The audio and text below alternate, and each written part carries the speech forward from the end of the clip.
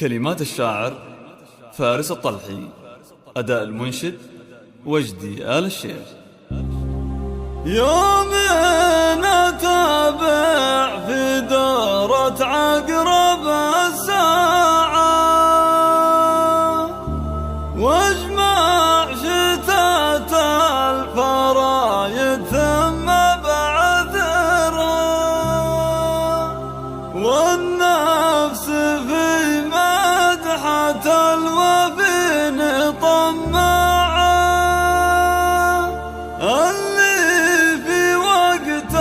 الشدايد دوم ذاخرها.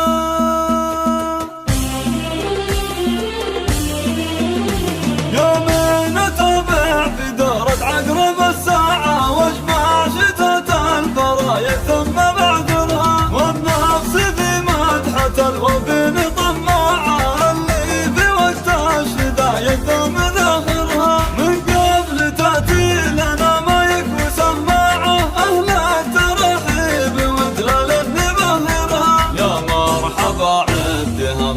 وقاع في حلة عودها يملا مضاخرها. يا مرحبا عد همل الرواقع في حلة عودها يملا مباهرها. وابو محمد يقول السمع والطاعة للضيف جاب السنين ما تقدرها. شيخ تعلى وفي الامجاد مطلعه، والمعضله للكتب ربي مدبرها.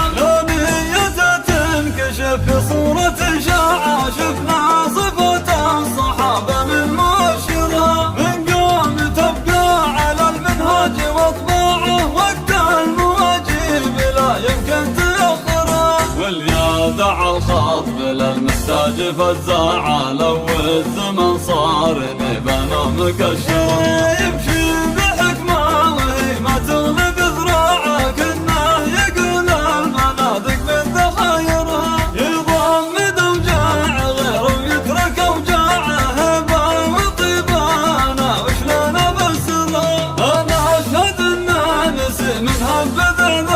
والناس مهما حصل ما هو مقدرها. واليوم فرحة محمد وابرك الساعة، زان الفرح والقصايد هذا شاعرها. مبروك جعل السعد يرفرف شراعه، جعل الليالي الهنية الله يكثرها. يوم نتابع في دورة عقرب الساعة واجمع شتات الفرايد ثم بعثرها، والنفس في مدحة الوفين طماعة، اللي في وقت الشدايد ثم ذاخرها. من قبل تأتي لنا ما يكفي سماعة، أهل الترحيب ودلال نبهرها. يا مرحبا عد همل الرواقع في حلة عودها يملا مضاخرها. يا مرحبا عد همل الرواقع في حلة عودها يملا مضاخرها. وابو